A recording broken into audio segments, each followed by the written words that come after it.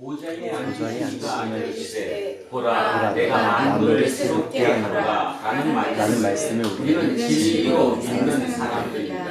하나님이 세우실 새로운 세상은 예수 그리스도의 고난과 십자가 사건을 통해서 비밀스럽게 이미 여기서 시작되었습니다. 찬송하는 소리서 사랑이 기뻐하도다. 하늘 아버지의 이름 거룩하도다. 세상 사람 찬양하자. 거룩하신 하나님께 할렐루야 할렐루야 할렐루야 아멘. 하나님의 나라 권세 영원토록 있도다. 하나님의 영광 나라 거룩하도다.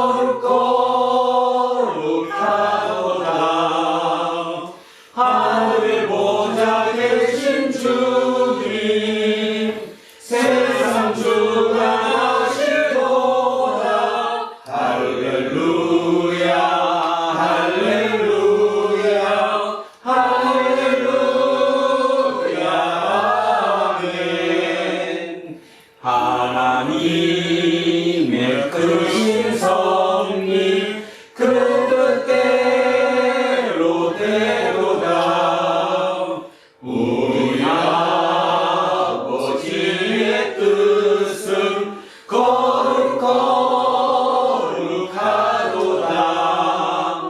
주여 속히 임하셔서 기쁜 날을 주옵소서. 할렐루야 할렐루야 할렐루야 아멘. 아멘.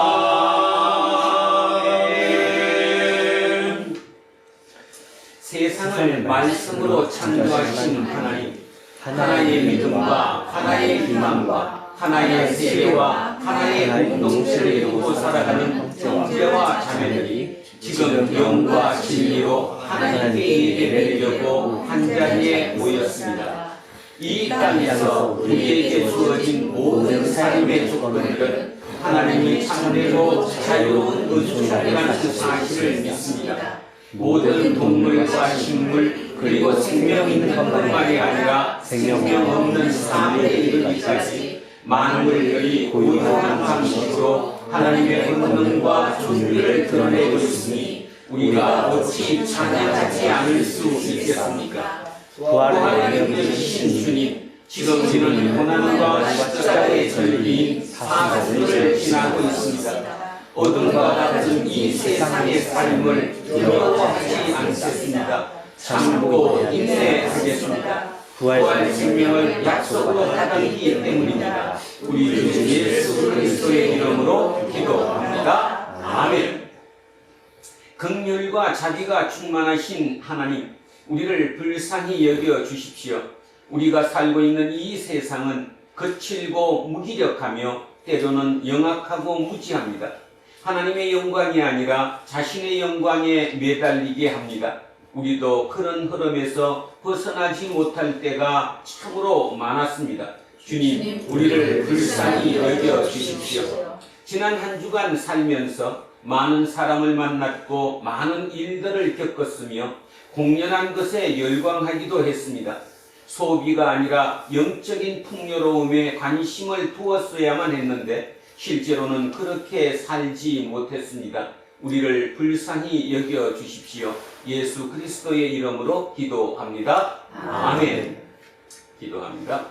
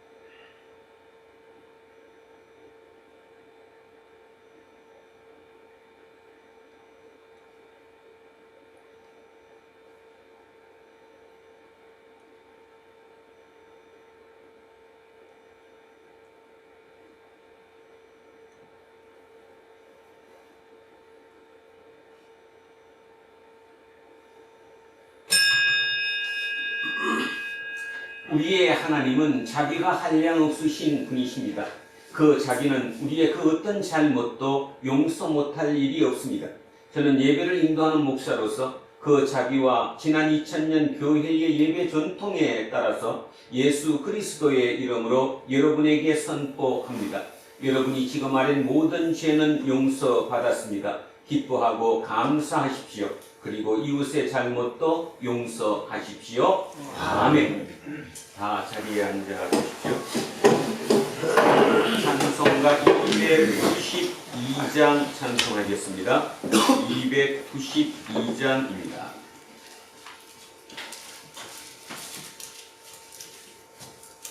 주 없이 살 수 없네 죄인의 구주여 그 귀한 고백 이로 날 구속하소서 구주의 사랑으로 흘리신 보혈이 내 소망 나의 위로 내 영광 됩니다. 주 없이 살 수 없네 나 혼자 못 서리 힘없고 부족하며 지혜도 없도다 내 주는 나의 생명 또 나의 힘이라 주님을 의지하여 지혜를 얻으리 주 없이 살 수 없네 내 주는 아신다 내 영의 깊은 간구 마음의 소원은 주밖에 나의 마음 미 알아주리요 내 마음 위로하사 평온케 하시네 주 없이 살 수 없네 세월이 흐르고 이 깊은 고독 속에 내 생명 끝나도 사나운 풍랑일 때 날 지켜주시니 내 곁에 계신 주님 늘 힘이 됩니다. 아멘.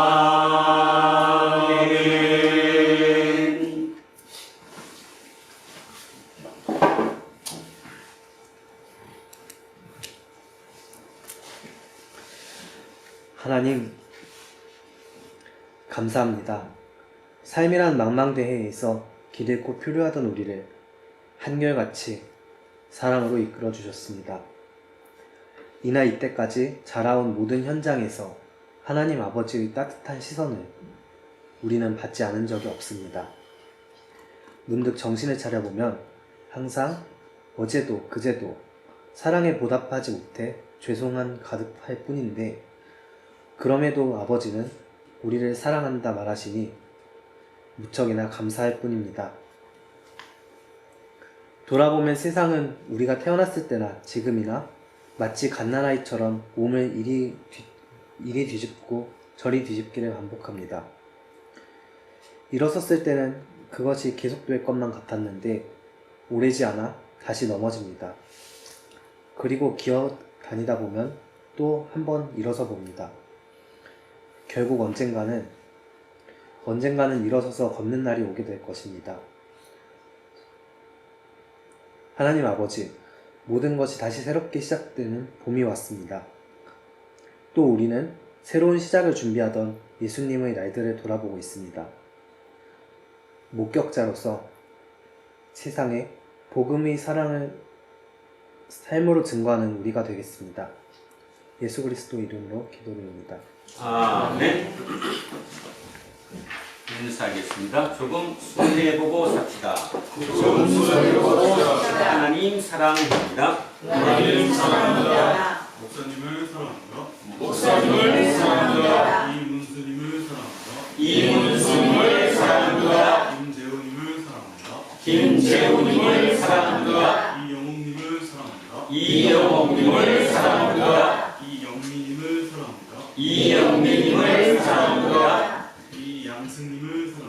이양승님을 사랑합니다. 윤정수님을 사랑합니다. 이연승님을 사랑합니다. 안병관님을 사랑합니다. 이ը튼님을 사랑합니다. 이동영님을 사랑합니다. 이정근님을 사랑합니다. 김재생님을 사랑합니다. 김종인님을 사랑합니다. 이한빈님을 사랑합니다. 우리 천선생님을 사랑합니다. 우리 모두를 사랑합니다.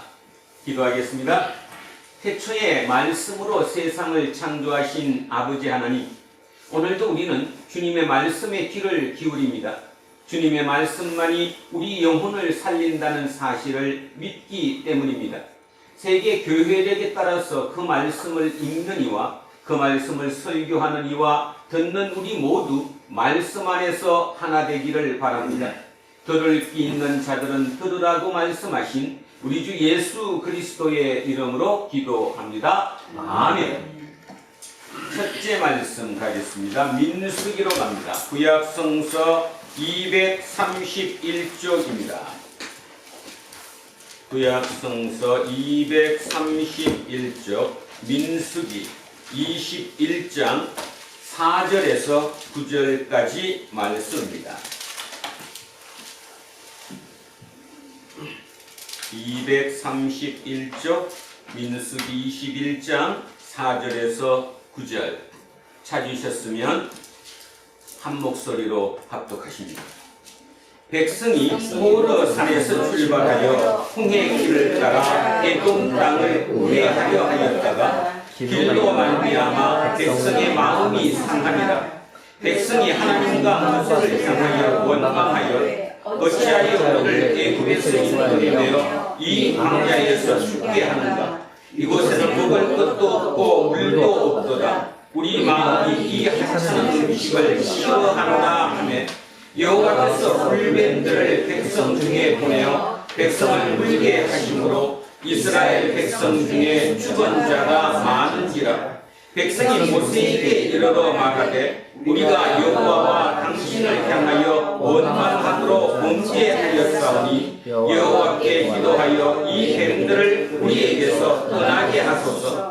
모세가 백성을 위하여 기도하며 여호와께서 모세에게 이르시되 불뱀을 만들어 장대 위에 매달아라. 물린 자마다 그것을 보면 살리라.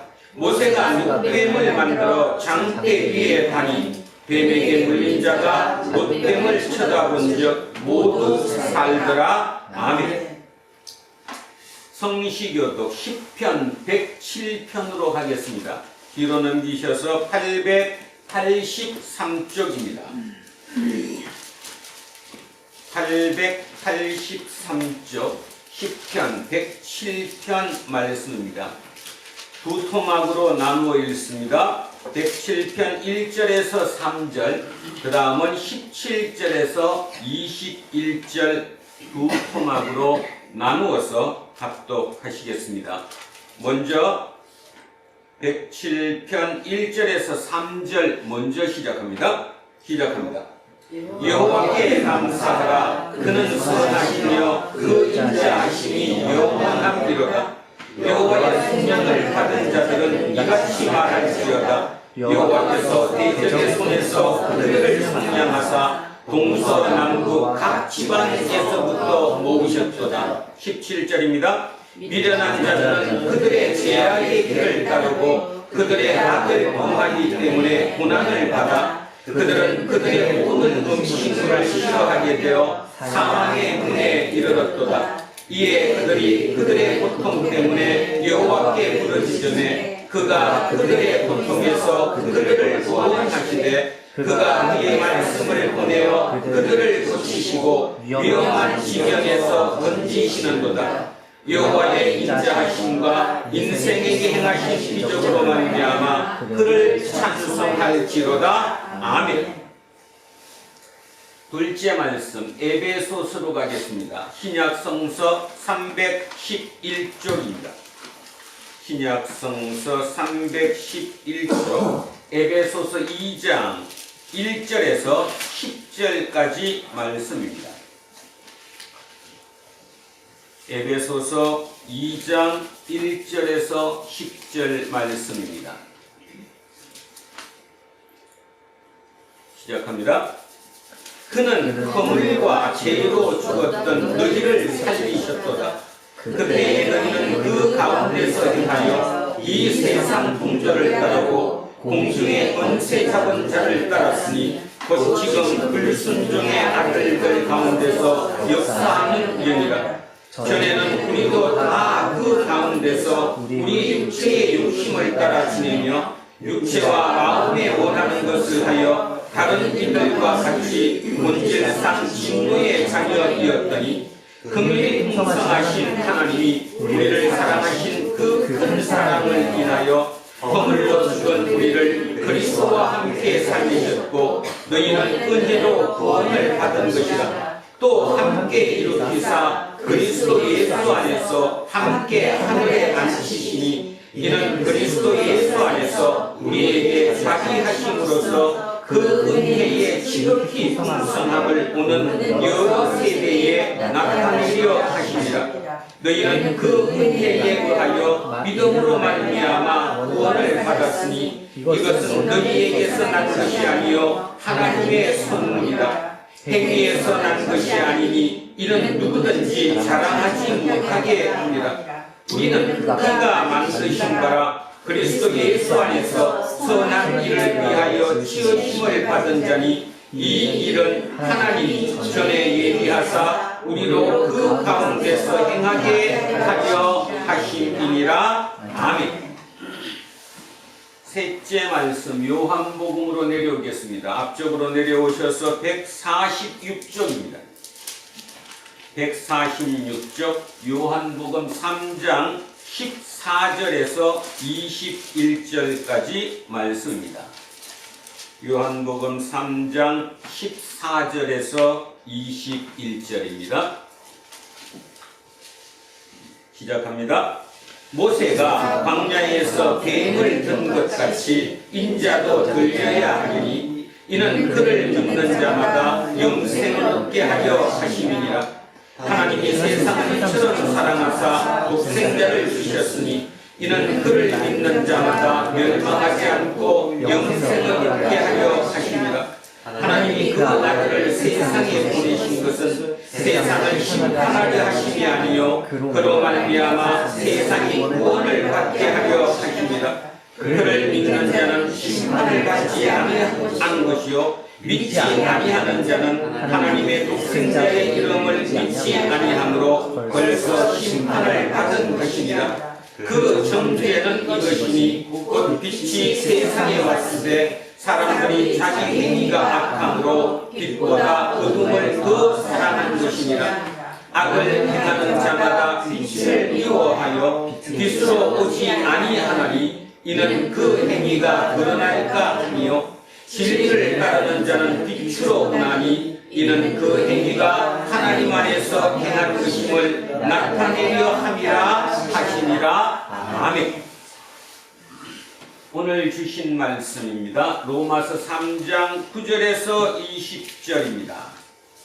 3장 9절에서 20절까지 말씀입니다.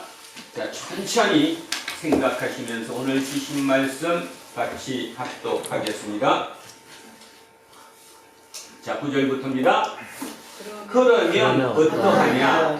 우리는 많으냐? 결코 아니라 유대인이나 헬라인이나 다 죄 아래에 있다고 우리가 이미 선언하였느니라. 기록된 바 의인은 없는 날이 하나도 없으며 깨달은 자도 없고 하나님을 찾는 자도 없고 다 치우쳐 함께 거듭하게 되고 성령을 받은 자는 없나니 하나도 없도다. 그들의 몸은 열린 무덤이요 그 혀로는 속임을 일삼으며 그 입술에는 독사의 독이 있고 그 입에는 저주와 악독이 가득하고 그 발은 피 흘리는데 빠른지라 파멸과 고생이 그 길에 있어 평강의 길을 알지 못하고 그들의 눈 앞에 하나님을 두려워함이 없느니라 함과 같으니라. 우리가 알거니와 우리는 율법이 말하는 바는 율법 아래에 있는 자들에게 말하는 것이니 이는 모든 이걸 막고 온 세상으로 하나님의 심판 아래에 있게 하려 합니다. 그러므로 율법의 행위로 그의 앞에 의롭다 하심을 얻을 육체가 없나니 율법으로는 죄를 깨달음이니라. 아멘. 오늘은 의인은 없나니 하나도 없다. 너무 많이 들어서 식상한지도 모르겠지만 굉장히 중요한 내용입니다. 의인은 없나니 하나도 없다.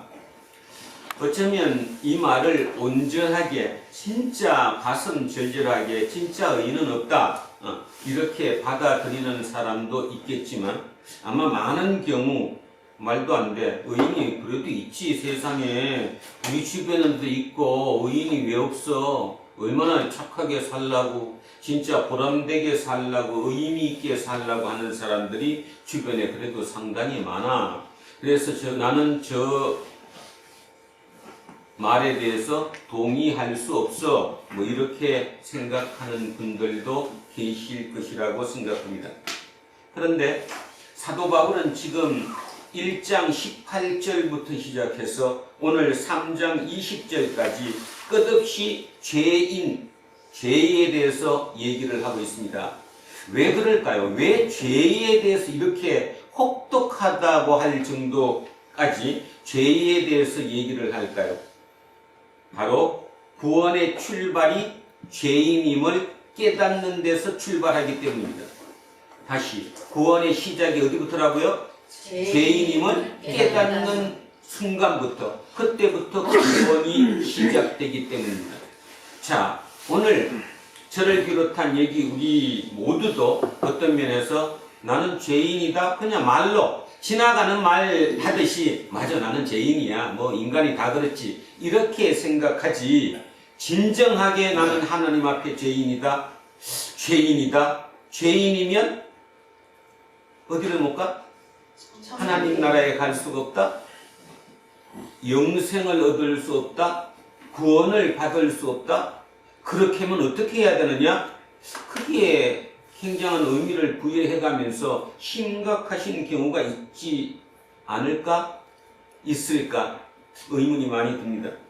오늘 이 예배 시간 동안 우리가 진정 죄인임을 온전히 깨닫는 기적의 역사가 이곳에서 일어날 수 있게 되기를 주의 이름으로 축원드립니다. 그것이 우리가 살 수 있는 길이라고 하는 것이지요. 자, 왜 죄인이냐? 사도 바울은 제일 먼저 누구가 죄인이라고 얘기했습니까? 율법과 관계없던 이방인들. 우리 여기식으로 표현하면 무슨 의미예요? 헬라인들, 이방인이라고 부르는 이 헬라인들의 죄인이라는 것에 대해서 쭉 얘기했어요. 2장에 들어와서 누구 얘기를 했냐면 유대인들도 뭐다? 죄인이다. 근데 유대인들이 지금 가장 문제인데 유대인들은 자기들 스스로를 죄인이라고 절대로 느끼지 않아요. 우리는 죄인이다, 의인이다. 의인이다. 이유가 있는데 이유가 율법을 가졌기 때문이다. 또 하나 남자 같은 경우는 할례를 받았기 때문이다. 물론 여자도 할례 받았습니다. 할례를 받았기 때문이다.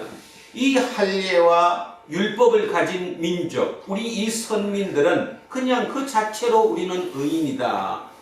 그러니까 사도 바울은 지금 이 의인이라는 이 자체를 해체시켜야 돼요. 그거를 해체시키지 못하면 누구는 구원받을 수 없어지는데 유대인들은 구원받을 길이 없어지는 거잖아요. 이게 굉장히 중요한 얘기거든요. 자, 여러분에게 이런 질문을 하면 여러분이 뭐 속으로 웃을지도 모르는데 여러분 진짜 구원받았습니까? 무엇으로 구원받았음을 증명할 수 있습니까? 구원을 받았다. 심각해져야 하는데 전혀 지금 심각해지지 않습니다. 지난주에 어떤 목사님의 글을 읽었는데 그게 주된 요지가 뭐였냐 하면 코로나를 지나고 난 뒤에 대한민국 교회의 교인들이 너무 많이 떨어졌다. 특히 그 중에서도 20대, 30대 청년들은 뭐 엄청난 숫자로 교회를 나오지 않는다. 그러면 그들을 교회로 다시 불러오는 방법을 우리는 연구해야 된다. 근데 그 방법이 뭐냐? 어떻게든 이 세상의 주류에 그들에게 흥미있게 해서 그들에게 유익이 되기 위해서 뭔가 그들이 흥미를 느끼기 위해서 교회를 들어오게 만드는 길을 열어야 되지 않느냐 이런 글을 읽었습니다. 속으로 저는 그런 생각했습니다. 그래서 뭐 할 건데?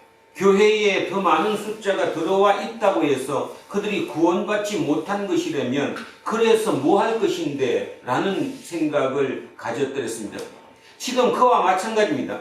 유대인들은 우리가 교회에 들어와 있기 때문에 교회에 나오기 때문에 우리는 자동으로 의인이고 우리는 자동으로 구원받았다고 생각하는 우리들처럼 2000년 전 유대인들도 자기들은 율법을 가졌고 할례를 받았기 때문에 이거 뭐 누가도 부인할 수 없는 누구라도 거기다가 공격을 할 수 없는 우리는 의인이라고 느끼고 있던 그들을 깨뜨리는 해체하는 게 사도 바울의 목적이었다는 것입니다. 그래서 이렇게 긴 문장을 통해서 끝없이 지금 공격하고 있는 거예요.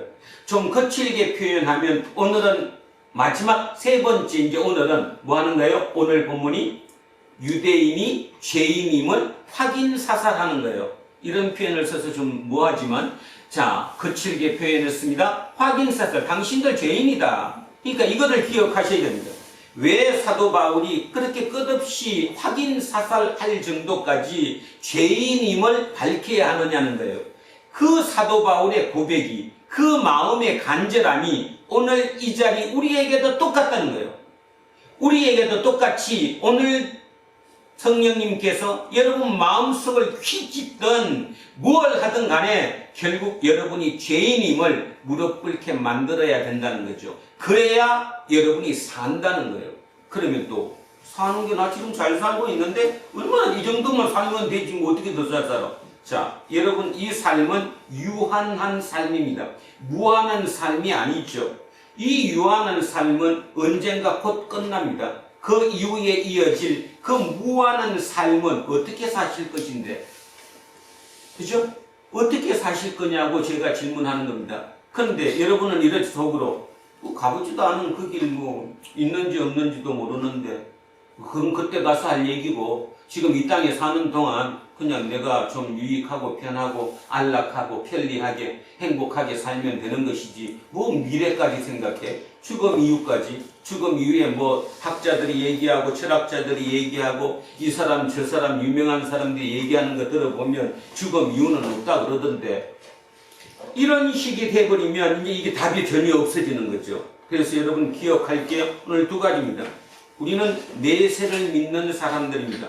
물론 내세를 믿는다고 해서 내세만 위해서 사는 건 아니죠. 지금 현재 오늘 이 자리에서부터 그 내세를 향한 삶이 이어져야 된다는 것이고 그 내세의 삶이 영벌의 삶이 아니라 영생의 삶을 살기 위해서 우리는 지금 고민하고 있는 거예요. 그죠? 사도 바울은 바로 그 영생의 삶으로 사람들을 이끌기 위해서 로마서에 편지를 쓴 것이고 그 편지의 서두에 잘했다고 칭찬하는 일부터 출발하는 게 아니라 못했다고 너는 죄인이라고 해체시키는 까발리는 공격하는 이런 이야기를 지금 해가고 있다라는 사실을 명심하셔야 됩니다. 여러분, 성경에서 하나님의 마음에 합한 자라는 말을 들은 사람이 있었죠. 누구죠? 하나님의 마음에 합한 자라는 말을 들었던 사람이 있잖아요. 누구예요? 다윗이죠. 자, 여러분, 마음에 합한다는 게 뭔 뜻일까요? 하나님의 마음에 합한 사람. 다윗은 하나님의 마음에 합했대요. 그러니까 우리는 여기서 잠깐 오해하는 경우가 많은데, 하나님의 마음에 합했으니까 다윗이 하나님의 뭐에 하는 짓이 하나님께 딱 맞았대요. 하나님께 뭐라고 그래야 돼요? 표현이 좀 뭐하네요? 하나님 마음에 쏙 들었다. 이렇게 오해를 하는 거죠. 하나님 마음에 쏙 들었다가 하나님의 마음에 합한 자가 아니에요. 그럼 의미가 그 뜻이 아니에요. 그러니까 다윗이 어떻게 하나님 마음에 쏙 들었겠어요? 자, 다윗도 한번 보세요. 다윗이 언제는 하나님 마음에 쏙 들었을까?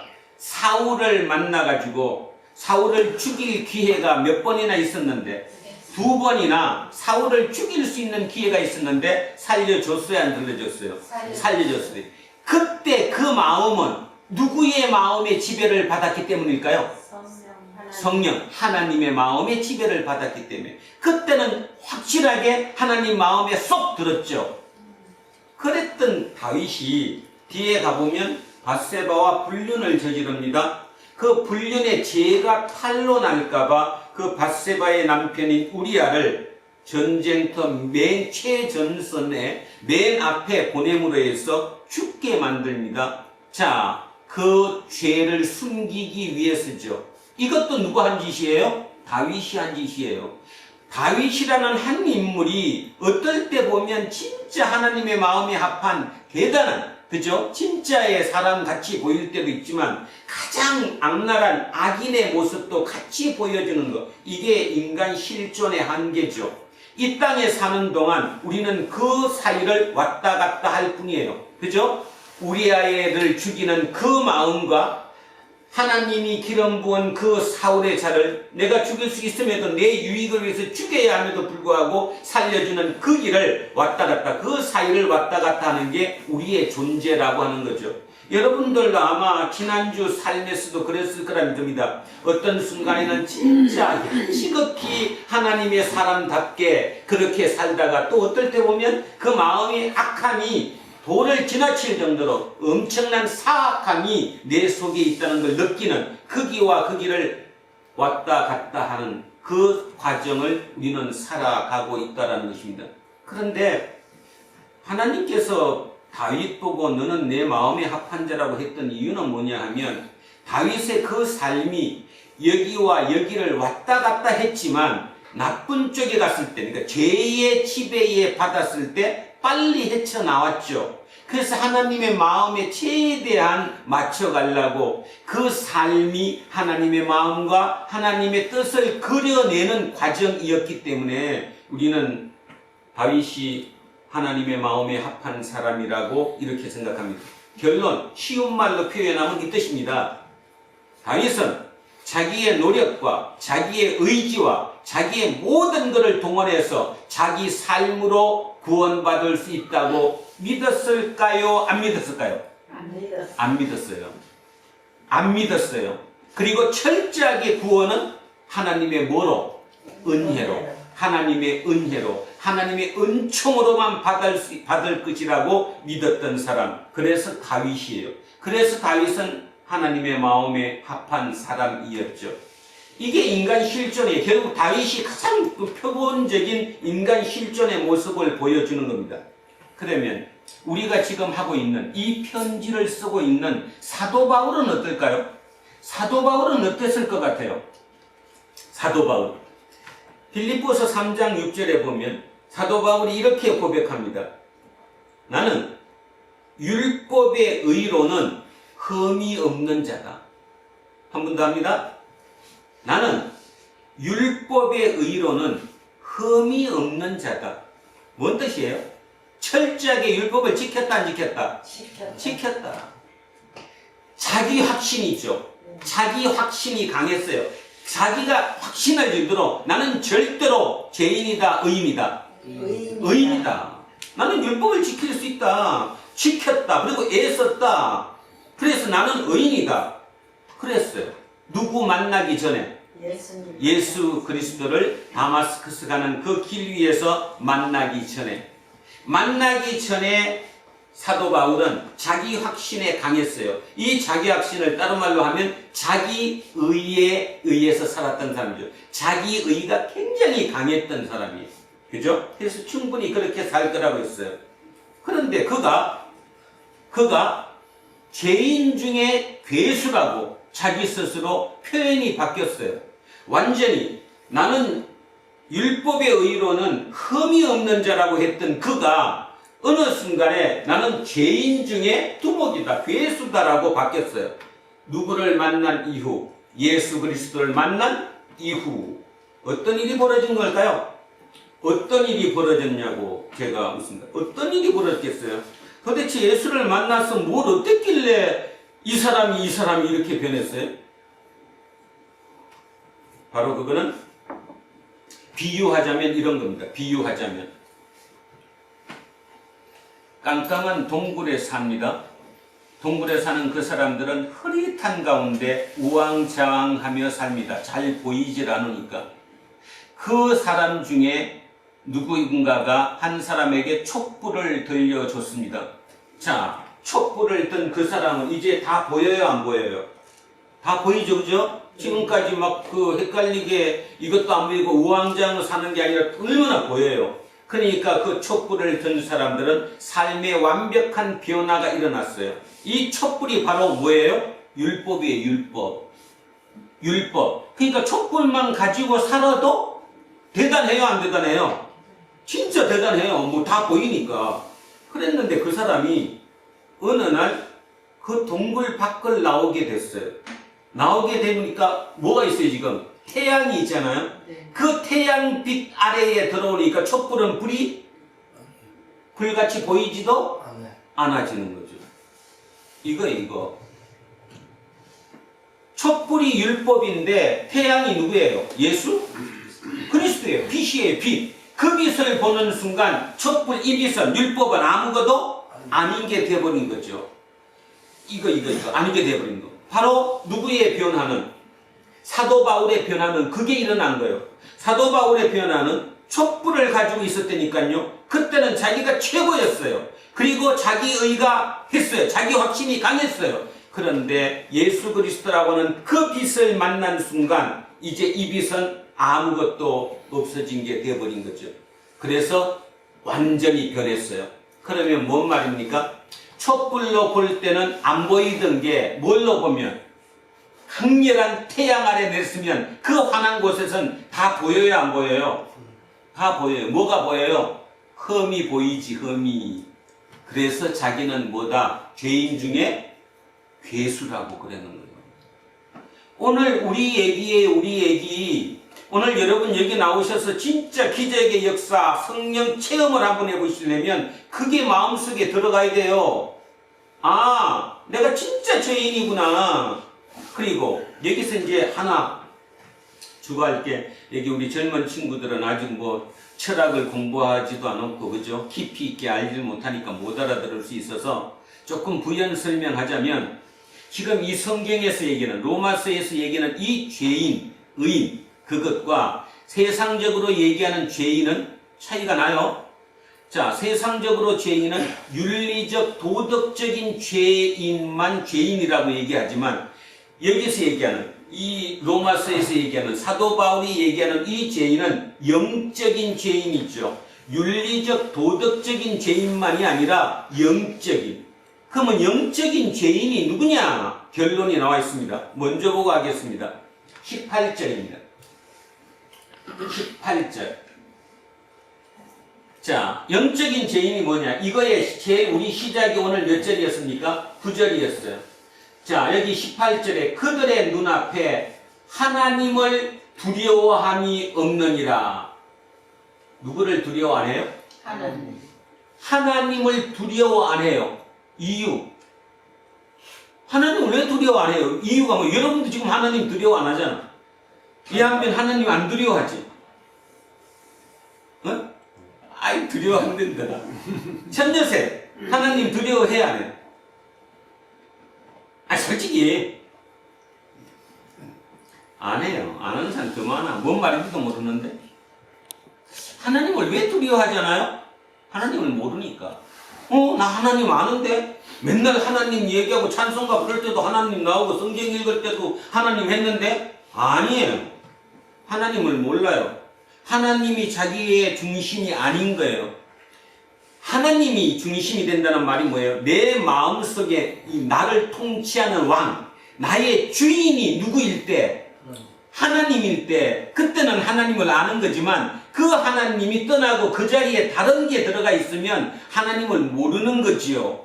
다시 얘기하면 사도 바울로 다시 들어가면 사도 바울도 하나님을 원래 알았어요, 몰랐어요? 알았어요. 율법을 연구했고 율법을 공부했던 학자였잖아. 바리새인이었어요. 자기 이름으로 율법의 의로는 흠이 없는 자라고 표현할 정도로 강했던 그러면 우리 생각에 그러면 사도 바울은 당연히 하나님을 알았지. 당연히 하나님을 알았지. 이렇게 얘기하죠.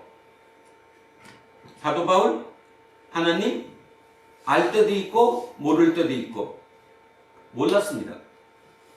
그게 뭔 뜻이냐? 하나님 알았는데 사도 바울이 나는 율법의 의로는 흠이 없는 자라고 고백하는 그 순간 자기를 통치하고 있는 자기 마음 중심의 왕이 다시 주인이 하나님이었어요? 자기였어요? 자기예요. 그게 자기예요. 자기. 하나님이 주인이 아니에요. 자기였지. 그래서 예수님이 뭐라고 그랬어요? 자기를 뭐하고 꼭 따라야 된대요? 부인하고 자기를 따라야 된다는 얘기를 우리는 너무 쉬운 그냥 말로만 듣는 거예요. 자기를 부인하는 게 얼마나 어려운지 몰라요. 그 자기가 강해지면 그게 뭐예요? 교만. 근데 이 교만을 우리는 착각하는 거예요. 지금 요즘 정치판 한번 보세요. 대부분이 다 교만 아니에요? 자기는 아니래. 자기만 옳은 거잖아. 지금 자기만 옳아서 자기 판단이 다 옳은 거예요. 그죠? 우리 눈에는 틀림없이 아닌 게 보여도 정작 당사자는 못 느끼잖아. 왜 못 느끼냐면 기준이 틀리기 때문이에요. 기준이. 사도 바울은 자기 교만이 강했어요. 누구를 만나면서 그걸 알았어요? 예수 그리스도를 만나면서 자기가 교만이 하다는 거, 자기 의가 강하다는 걸 알아들은 거예요. 알아듣고 나니까 그걸 고치려고 애를 쓰는데 애를 쓰면 쓸수록 쉬워요, 어려워요? 너무너무 어려워요. 그래서 죄인 중에 뭐예요? 괴수가 되는 거예요. 이게 그래서 죄인 중에 괴수가 돼야 이제 뭐를 받아들일 수 있어요? 복음. 복음은 뭐예요? 하나님의 은혜예요. 은혜. 내 노력으로 받는 게 아니라 하나님의 선물로 받는 거예요. 그래서 여러분도 맨날 선물로 하나님의 은혜로 구원받았다 말로는 아는데 그걸 실제적으로 내가 몸으로 마음으로 느끼냐는 거죠. 느끼면 그렇게 안 살아요. 느끼면 진짜 그렇게 안 삽니다. 하나만 더 해보겠습니다. 누가복음 18장에 나오는 부자 간원 얘기를 한번 생각해 보자고요. 자, 또 모르는 친구들이 있으니까 한번 잠깐 읽겠습니다. 누가복음 18장 갑니다. 몇 쪽 정도 되냐 하면요. 126쪽. 126쪽.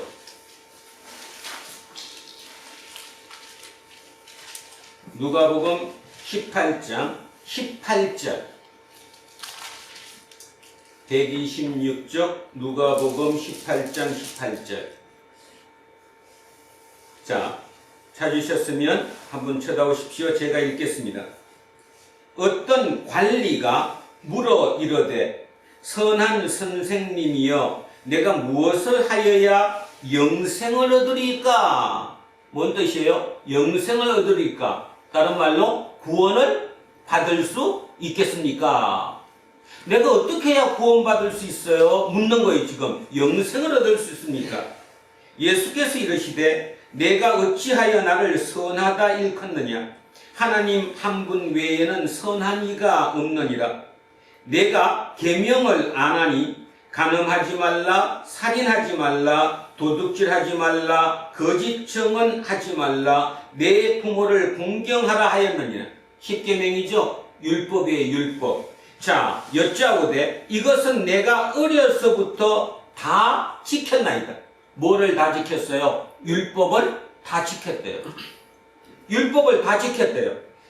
22절 예수께서 이 말을 들으시고 이르시되 내가 아직도 한 가지 부족한 것이 있으니 내게 있는 것을 다 팔아 가난한 자들에게 나누어 주라. 그리하면 하늘에서 내게 보화가 있으리라. 그리고 와서 나를 따르라 하시니 그 사람이 큰 부자이므로 이 말씀을 듣고 힘이 근심하더라. 자, 부자이면서 관원이에요. 세상적으로 성공한 사람이지요. 근데 그 세상적으로 성공했던 그가 율법의 계명을 다 지켰대요. 충분히 이해가 가죠? 지킬 수 있습니다. 율법의 계명대로 사는 거. 뭐 여기는 몇 개 안 나왔지만 율법의 계명 다 합쳐도 613개예요. 613개 계명대로 살 수 있어요. 그래서 충분히 살았다는 거죠. 자, 주변 사람들은 이런 모습을 보고 그 사람을 뭐 했을까요? 칭송했겠죠. 참 대단하다. 저 사람은 부자이고 돈도 많은데, 그리고 그 젊은 나이에 출세까지 했는데도 불구하고 참 겸손하다. 진짜 옳게 산다. 의롭게 산다. 칭찬하지 않았겠어요? 그리고 본인 스스로도 착각했을 수 있죠. 아, 나는 의인이야. 이렇게 사는 사람이 있으면 나와보라 그래봐. 나처럼 살 수 있나? 나는 의인이야. 확신을 가졌을 겁니다. 아마 자기 의가 확실했겠죠. 그죠? 그랬던 그가 예수님이 지금 뭐라고 얘기하시냐 하면, 좋다. 네가 그거 다 지켰다니까 그러면 네 마지막 한 가지가 있는데 너가 가지고 있는 그 재산을 뭐 해라? 놓아주라. 그리고 나를 따르라. 그랬더니 따라왔대요? 돌아갔대요? 돌아갔어요. 여러분, 왜 안 따라왔을까요? 그 부자 관리의 마음을 지금 움직이고 있는 왕, 다른 말로 주인이 하나님이에요? 재물이에요? 재물이에요. 그것을 교묘하게 율법을 지킴으로써 그 어떤 행위를 함으로써 속이고 있는 거죠. 그래서 다른 사람 눈에는 그게 보이지 않으니까, 그 속의 마음이 보이지 않으니까, 야, 저 사람 대단해. 저 정도로 출세한 사람이, 저 정도로 부자인 사람이 어떻게 율법을 저렇게 다 철저하게 지키면서 그렇게 살 수 있어? 이야, 나는 저렇게 못 사는데 대단한 사람이야. 그러니 그런 소리 듣고 자랐던 당사자인 본인 스스로도, 맞아, 나는 의인이야. 나처럼만 살면. 근데 그 의인이 이제 뭐까지 욕심나는 거죠 지금? 구원, 천국, 영생을 얻는 것에까지 관심이 가 있어요. 그리고 여기는 왜 왔을까요? 실은 예수님한테 온 이유가 뭘까요? 확인받기 위해서 온 거죠. 예수님의 확인. 아, 맞아요. 당신은 진짜 의인입니다. 구원 받았습니다. 당신은 영생에 들어갈 수 있습니다. 영생을 얻었습니다. 확인받기 위해서 온 건데, 예수님은 전혀 엉뚱한 게 그 재물을 팔으라고 얘기잖아요. 여러분은 재물 자리에 뭐가 들어가 있습니까? 지금 현재 여러분 마음을 한번 보십시오. 여러분 자리에, 여러분 마음의 주인의 그 자리에 여러분 스스로가 있습니까? 하나님이 있습니까? 아니면 그 자리에 자식이 있습니까? 아니면 그 자리에 출세욕이 있습니까? 뭐가 있습니까? 대답하기 어렵습니다. 우리는 너무 겉듣기 때문이죠. 겉듣는 거 아시죠? 설교를 그냥 겉듣고 성경을 겉듣고 읽어요. 그리고 천국 가는 거 그냥 겉들어요. 그거하고 나하고 별로 관심이 없어요. 하나님이 나한테 필요한 것은 그냥 나 힘들 때마다, 나 조금 어려울 때마다 도와주시는 분, 그걸로 좋게요. 주인은 나예요, 나. 그 주인이 나가 된 게 언제부터예요? 선악과를 따먹은 이후. 우리가 보통 원죄라고 부르는 그 원죄가 내가 주인인 거예요. 내가 주인. 아담과 하와가 자기가 주인이 된 거예요. 그 전까지는 누가 주인이었는데? 하나님이 주인이었는데 내가 선악과를 따먹음으로 말미암아 내가 주인이 된 거예요. 그 사건이에요. 그것이 우리에게 그대로 원죄로 이어져 왔다. 그래서 우리는 그걸 원죄라고 불러요. 저를 비롯한 여기 있는 어느 누구에게도 다 그게 있어요. 내가 중심인 것. 그것이 원죄라니까요. 그래서 예수님께서 그 자기를 부인하지 않으면 자기를 따라오지 못한다고 분명히 말씀했는데도 뭐 이런 말로 저런 말로 그저 말을 멋있는 미사여구를 동원해가지고 자기 합리화를 시키고 있는 것이 지금 우리의 얘기라는 거예요. 사도 바울을 공부하면서 요즘 절절한 게 뭐냐 하면 어떻게 저럴 수 있을까? 그래서 느끼는 거 하나 있습니다. 철저하게 성령의 역사지 인간의 역사는 아니다. 성령의 역사지 인간의 역사가 저럴 수는 없다. 그러면서 오늘 제가 말씀드렸던 거, 오늘 우리가 사도 바울의 고백처럼 나는 율법의 의로는 흠이 없는 자예요. 세상적인 방법으로는 흠이 없어요. 얼마나 의인처럼 사는지 몰라요. 근데 진짜 내 마음 중심에 하나님이 내 주인으로 계시냐는 거예요. 아니라잖아. 나잖아요. 나. 직장이 없습니다. 기도해야죠. 하나님이 중심이죠. 어디에서 어떻게 일을 할까요? 하나님의 뜻이 무엇입니까? 그렇다고 하나님이 가만히 있는 눈 감고 있었더니 뭐라고 가르쳐 주십니까?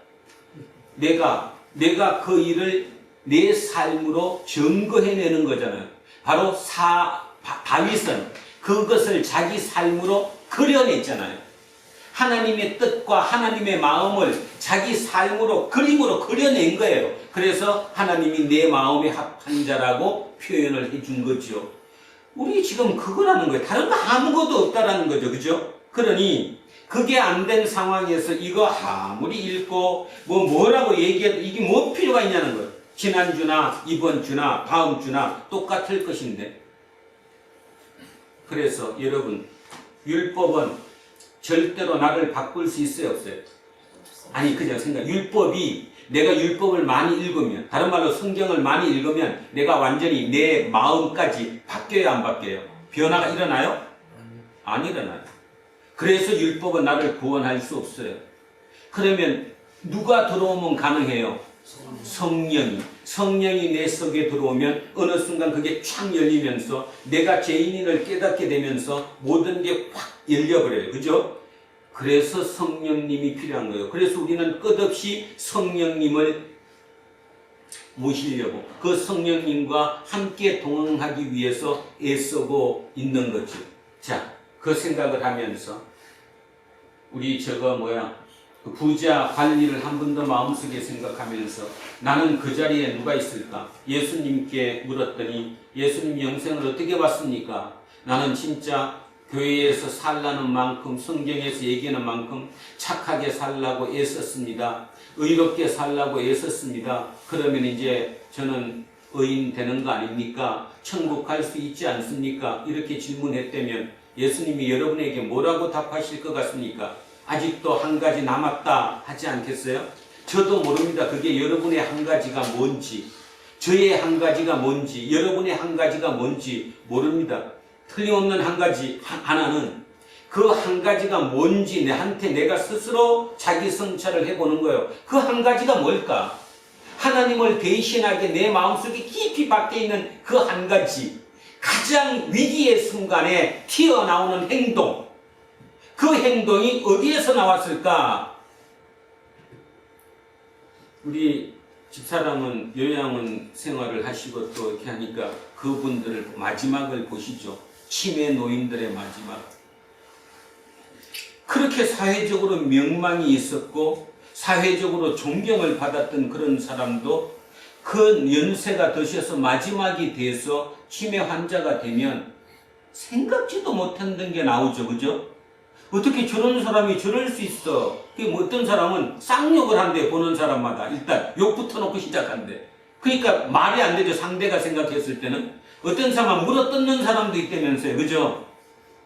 이런 행동이 왜 나왔겠어요? 눌러놨으니까 나오는 거죠. 그죠? 눌러놨으니까. 그것이 우리가 모임을 증명하는 거예요.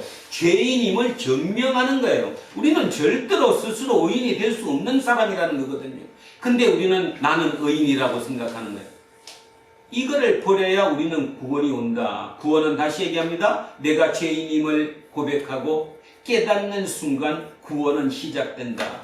그리고 철저하게 하나님의 은혜에 내가 매달릴 수밖에 없다. 하나님의 은혜에 매달릴 수밖에 없는 업되면 진짜 하루하루 나한테 어떤 일이 닥치든 충분히 기쁨과 감사함으로 그거를 넘겨갈 수 있다라는 거예요. 결국 여러분 열받는다고 표현하잖아요. 우리 열받는다. 왜 받아요? 자기 때문에 받지. 내 자기의가 강하니까 그것 때문에 충돌해서 열받는 거지. 그 자기를 버리면 열받을 이유가 없지. 근데 가만히 한번 생각해 보세요.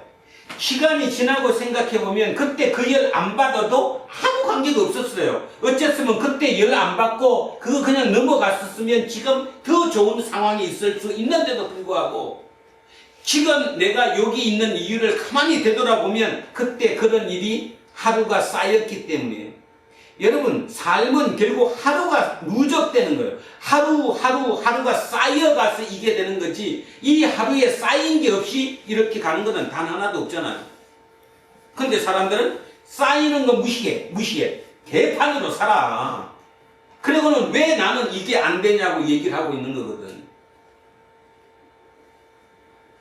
그 말의 의미는 철저하게 예수가 우리에게 가르쳐 주는 거예요. 자기를 부인해라. 자기를 부인하지 않고 예수를 따른다는 건 생 거짓말이다. 생 거짓말. 그리고 왜 그게 중요하냐 하면 자기를 부인해야지만이 결국은 하나님의 은혜를 구할 수 있다.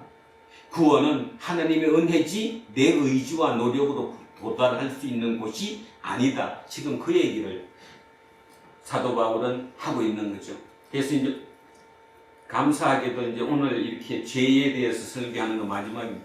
이제 다음 주부터는 이제 기적의 반전이 일어납니다. 이제 누구도 사도 바울도 욕 안 해요. 이제 기적의 반전으로 나가죠. 그러니까 결론적으로 다시 얘기하면 보통 우리식으로 얘기하면 이러거든요. 사람을 구슬릴 때 일단 칭찬을 먼저 싹 해갖고 기분 좀 좋게 한 다음에 너 이거 나빠 이렇게 얘기하면 되는데 사도 바울은 그게 아니죠. 일단 너 나빠, 넌 죄인이야, 너 나쁜 놈이야 해놓고 난 뒤에 이제 거꾸로 하는 거예요. 이유가 그래야 구원이 일어나기 때문이라는 거죠.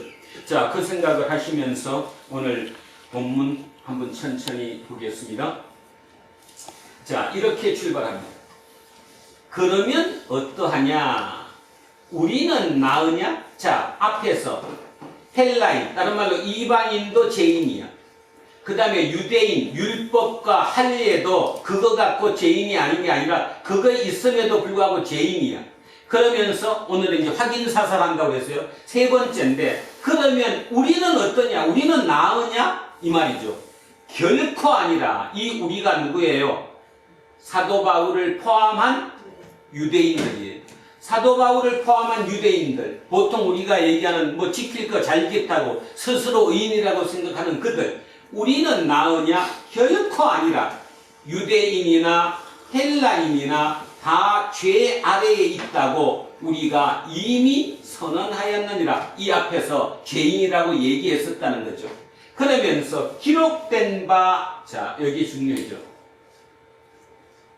이렇게 얘기해도 유대인들 중에서 반박하는 사람이 생길 거 아니에요? 그래도 나는 너 말 못 믿어. 자, 그것을, 그 반박을 줄이기 위해서 자기 얘기를 하는 게 아니라 성경 속에 있는 얘기를 하는 거예요. 기록된 바, 의인은 없나니 하나도 없으며. 여기서부터는 대부분이 시편인데, 시편에가 전도서 하나 있고요. 그 다음에 이사야서도 하나 있는데, 이렇게 10절부터 우리 18절까지의 얘기가 사도 바울 개인이 자기 입으로 나오는 얘기를 한 게 아니라 성경에 기록된 얘기를 골라내서 문장화시킨 거예요. 그러니까 그 말의 의미는 반문하는 것을 미리 막는다는 거죠. 내가 한 얘기가 아니라 당신이 그렇게 믿고 있는 율법에 적혀 있는 얘기야 이 뜻이거든요. 자, 그래서 기록된 바 의인은 없나니 하나도 없으며. 자, 이 고백이 얼마나 힘들었겠어요. 특히 사도 바울 본인으로 봐서는 그렇게 의로운 사람이었고 율법의 의로는 흠조차 없었던 그가 이런 고백을 해요. 기록된 바 의인은 없나니 하나도 없으며. 11절 깨닫는 자도 없고 하나님을 찾는 자도 없고. 깨닫는 자도 없고 하나님을 찾는 자도 없고. 이거 다 똑같은 말입니다. 다시 앞쪽으로 다시. 뭐가 없어요? 의인이 없어요. 이 의인이 자 11절에 깨닫는 자예요. 하나님을 찾는 자예요. 이 다 동의어예요. 동의어. 치우쳐 함께 무익하게 되고 선을 행하는 자도 없다. 자, 선을 행하는 자, 하나님을 찾는 자, 깨닫는 자, 이 사람이 누구라는 거예요? 의인이라는 거예요. 같은 말인데 점천적으로 반복했죠. 강조하고 있는 거예요. 똑같은 의인을 쓰기가 불편하니까 달리 표현한 동의어예요. 자, 뭐가 동의어예요? 한번 해봅시다. 의인이 다른 말로 깨닫는 자, 다른 말로 하나님을 찾는 자, 그 다음 선을 행하는 자. 이 다 동의어예요. 같은 말이라고. 한 사람이라는 거, 한 대상. 자, 없다는 거예요. 결국 의인이 없다는 거예요. 그럼 결론적으로 답은 뭐예요? 의인이 없으면 누구만 있는 거예요, 지금? 죄인만 있는 거죠. 그래서 당신들은 뭐라는 겁니까? 죄인이라는 거예요. 당신 의인 아니라는 거예요. 오늘 우리 보고 얘기하는 거예요. 너 아무리 열심히 좋은 일 하면서 선한 일 하면서 세상 잘 산다고 해도 너 의인 아니야. 너 죄인이야. 이렇게 얘기하는 거예요. 근데 여러분, 우리는 마음속에서 막 울컥울컥 하는 거죠. 왜 내가 죄인이야? 내가 우리 아버지한테 얼마나 잘하는데, 우리 부모님한테 얼마나 잘하는데, 그치? 내가 왜 죄인이야? 이렇게 얘기한다는 거죠.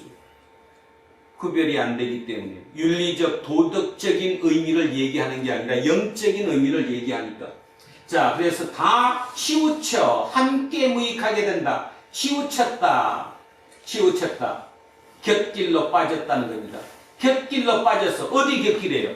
하느님으로 가는 그 길에 벗어났다는 거죠. 벗어났다. 예전에 했는데 오래돼갖고 기억 못 하실 것 같은데 죄를 헬라어로 뭐라고 그러죠? 하마르티아라고 합니다. 하마르티아. 하마르티아는 뭔 뜻이냐면 관역을 벗어나다는 뜻이거든요. 활을 쏠 때 저 관역을 향해 쏘는데 그 관역을 벗어났다. 저 관역이 하나님인데 하나님과의 이 관계가 옆으로 곁길로 샜다는 거예요. 새니까 그 일 자체가 무익하게 되죠. 허무하게 되고 의미가 없어지는 거예요.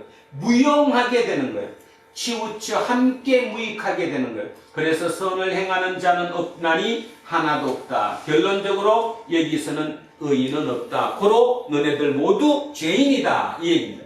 13절. 이제 지금부터는 죄인이 어떻게 하느냐. 행위예요. 죄인의 행위. 자, 앞에는 죄인을 얘기했고 13절부터 18절까지는 어떤 일이 벌어지느냐, 죄인이 어떻게 사느냐 행태를 보는 거죠. 그들의 목구멍은 열린 무덤이요. 그들이 죄인입니다. 죄인의 목구멍은 열린 무덤이요. 열린 무덤. 여러분, 우리는 이렇게 공분을 만드는 장례를 문화를 가지고 있어요. 이스라엘은 어디다가 장례를 지내죠? 동굴에다가 시신을 묻어놓고 앞에 입구를 바위로 세우고 그 바위하고 옆에 틈을 갖다가 석회석으로 시멘트 만드는 석회석으로 발라놔요. 석회석이 많은 지역이니까. 근데 그 석회석으로 발라놓은 그것이 비바람이 몰아치다가 시간이 오래 걸리다 보면 어느 한 군데 구멍이 뚫려요, 안 뚫려요? 뚫리겠죠. 그러면 그 안에 있는 악취가, 시체 썩는 그 악취가 밖으로 뿜어져 나온다는 그 의미거든요. 그래서 그들의 목구멍은 열린 무덤이에요. 열린 무덤이라는 뜻이 그런 뜻입니다. 그러니까 악취가 난다는 거죠. 속이 겉이. 속이란 말은 겉으로 원래는 보여요, 안 보여요? 안 보여요. 근데 안에 그 악이 가득한 거예요. 목구멍은 열린 무덤이요. 혀로는 속임을 일삼으며 그 입술에는 독사의 독이 있고. 뭐 이거는 얘기 안 해도 뭐 우리 그죠? 말로 사람도 죽이기도 하는데 얼마나 열받게요, 그죠? 지난주 얼마나 열받게 했어요? 안 했다고 그러지 또 더불어. 말로 얼마나 열받게 했냐고 사람들을. 자, 죽였어요. 그들의 목구멍은 열린 무덤이요 그 혀로는 속임을 일삼으며 그 입술에는 독사의 독이 있고 그 입에는 저주와 악독이 가득하고 그 발은 발은 이제 행동하는 거죠. 그 발은 피 흘리는데 빠른지라. 피 흘리는데 사람을 죽이는데 잽싸다는 거죠. 빨라요. 그 발은 남을 죽이는데도 빠른지라.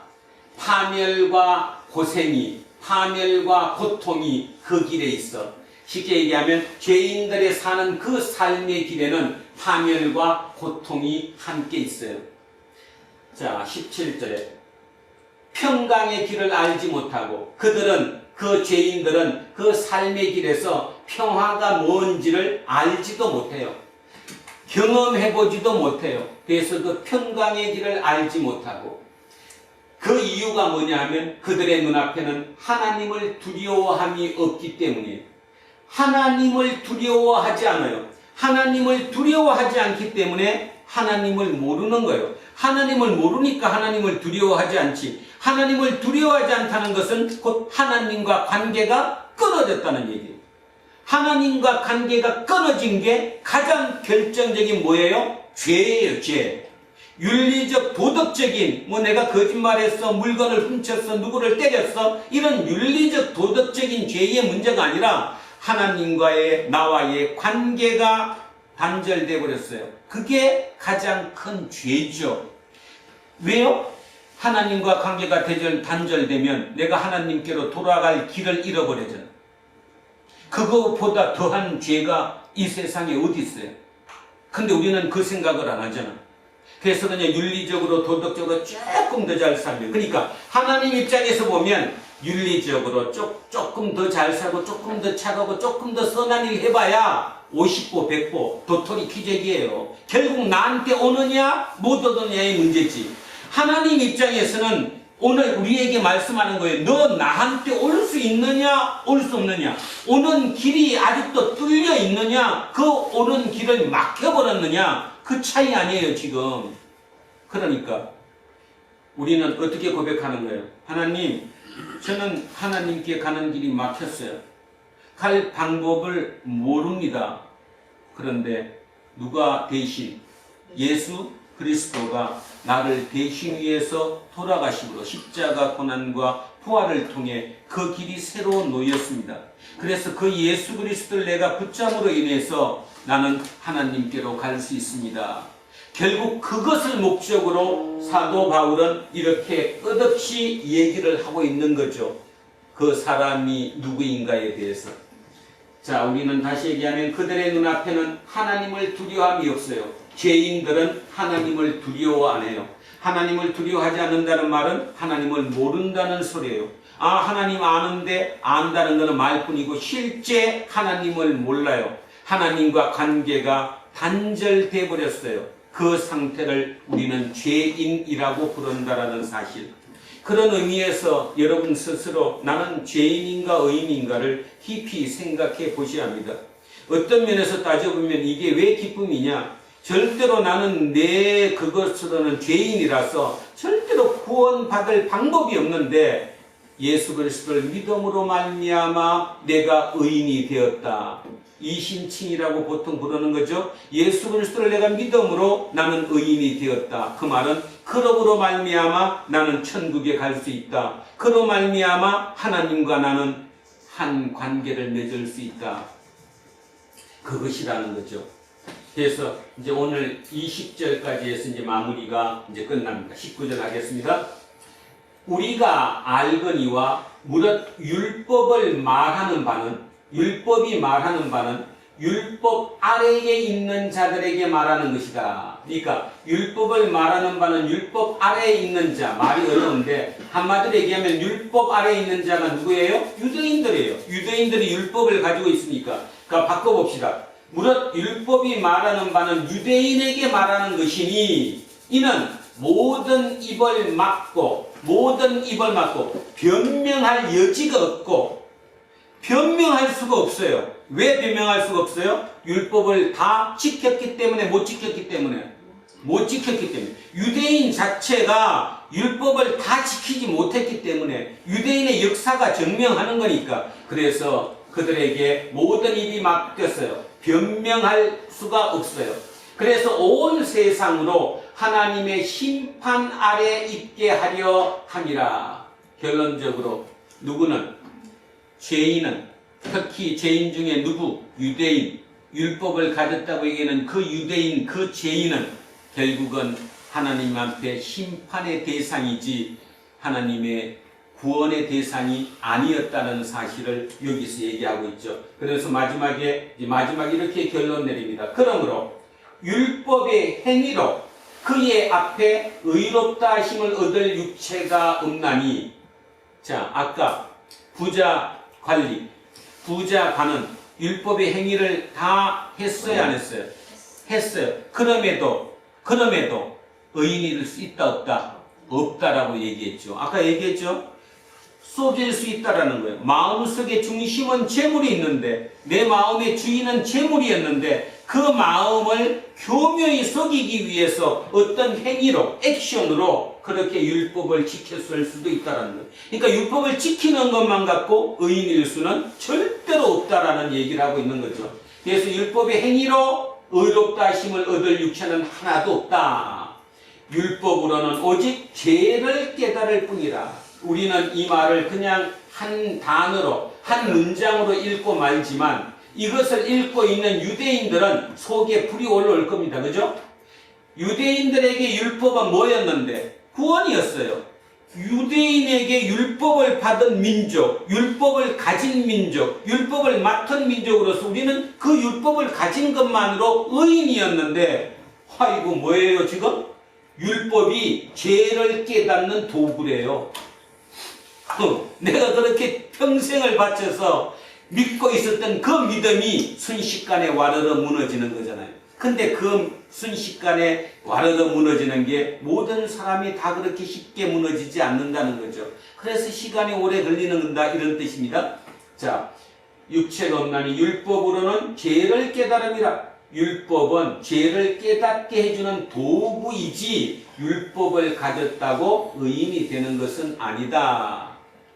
그러니까 신분적 표시는 아니다. 그런데 유대인들 자신들은 내가 율법을 가졌으니까 내 신분의 표시다. 그게 아니다.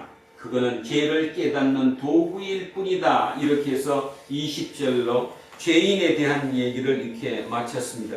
이제 다음 주 21절부터는 사도 바울이 이제 기적의 역전을 이제 다른 얘기를 하고 있습니다. 자, 오늘 정리를 이렇게 한번 해보고 싶습니다. 우리는 옛날 얘기 듣듯이 오늘 얘기를 들었습니다. 근데 가만히 생각해보면 2000년 전 사도 바울이 썼던 그 로마서의 그 얘기가 오늘을 살아가고 있는 우리에게 한 얘기예요. 진짜 우리는 의인이 될 수 있는가? 내 의지와 노력으로 의인이 될 수 있는가? 선행으로 의인이 될 수 있는가? 교회에 들어와서 예배 드렸다고 내가 의인이 될 수 있는가? 되돌아봐야 된다는 거죠. 그래서 의인이 된다는 말의 의미가 뭐냐? 나는 내세에 하나님께 갈 수 있느냐? 하나님의 자녀가 될 수 있느냐? 하나님의 백성이 될 수 있느냐? 그것이 우습게 들린다면 이건 답이 없는 거죠. 근데 사도 바울은 이렇게 고백합니다. 성령이 임하면 그 모든 것을 깨닫게 하고 그 모든 것을 알게 해 주실 거라고. 오늘 우리 그란노 공동체에 성령의 역사가 일어나서 지금까지 우습게 들었고 흘러 들었던 그 모든 얘기들이 진심으로 자기 마음속에 들릴 수 있게 되기를 주님께 간절히 기도합니다. 그것만이 우리를 새롭게 살 수 있게 만드는 거지요.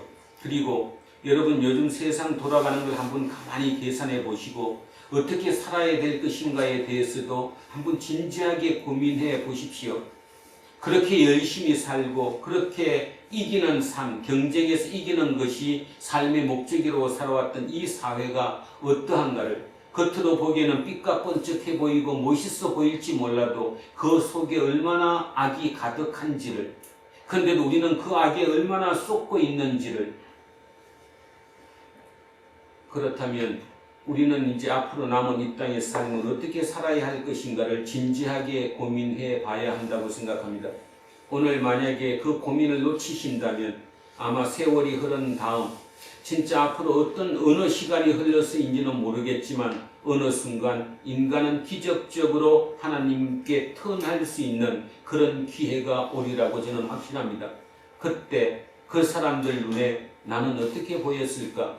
우리 후손들 눈에 선조였던 우리가 어떻게 보였을까를 지금부터 한번 미리 고민해보는 저와 여러분이 되기를 주의 이름으로 축원드립니다. 아멘. 기도하겠습니다. 살아계신 아버지 하나님, 사도 바울이 2000년 전 그렇게 적극적으로 또 너무 표현이 과하다 할 정도로 죄인에 대해서 얘기하고 있습니다.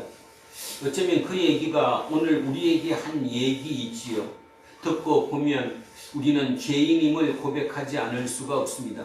우리는 우리 스스로 내 모든 것을 이루어갈 수 있는 존재가 아닙니다.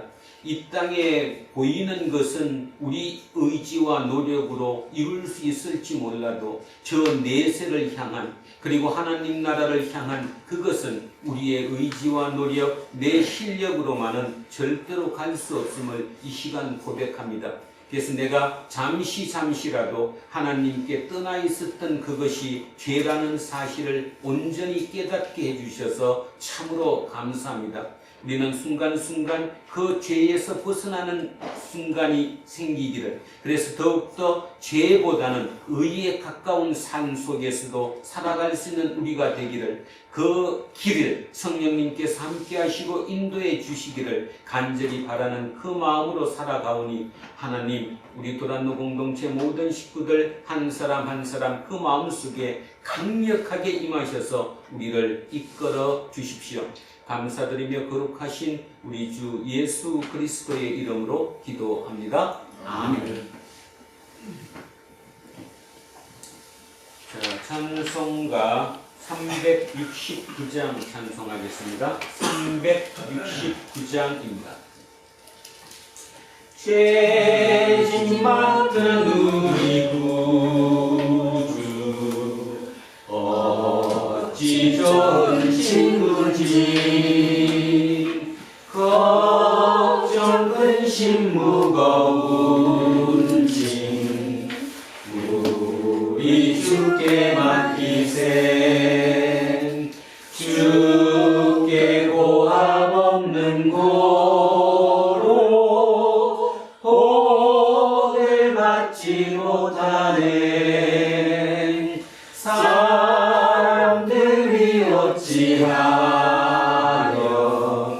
아벨 주를 모를까. 시험 걱정 모든 괴로움 없는 사람 누군가. 부질없이 낙심 말고 기도드려 아뢰세. 이런 진실하신 친구 찾아볼 수 있을까. 우리 약함 아시오니 어찌 아니하릴까. 근심 걱정 무거운 짐 아니 진자 누군가. 피난처는 우리 예수 주께 기도드리세. 세상 친구 멸시하고 너를 조롱하여도 예수 품에 안기어서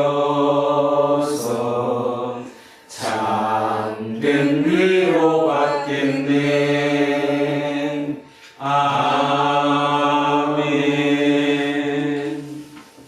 자리에서 일어서십시오. 사도신경으로 신앙 고백 드리겠습니다. 나는 전능하신 아버지 하나님 천지의 창조주를 믿습니다. 나는 그의 인가신 아들 우리 주 예수 그리스도를 믿습니다. 그는 성령으로 잉태되어 동정녀 마리아에게서 나시고 본디오 빌라도에게 고난을 받아 십자가에 못 박혀 죽으시고 장사된 지 사흘 만에 죽은 자 가운데서 다시 살아나셨으며 하늘에 오르시어 전능하신 아버지 하나님 우편에 앉으시다가 거기로부터 살아있는 자와 죽은 자를 심판하러 오십니다. 나는 성령을 믿으며 거룩한 공교회와 성도의 교제와 죄를 용서하는 것과 몸의 부활과 영생을 믿습니다. 아멘. 내게 있는 모든 것을 아낌없이 드리네. 사랑하고 의지하며 주만 따라 살리라.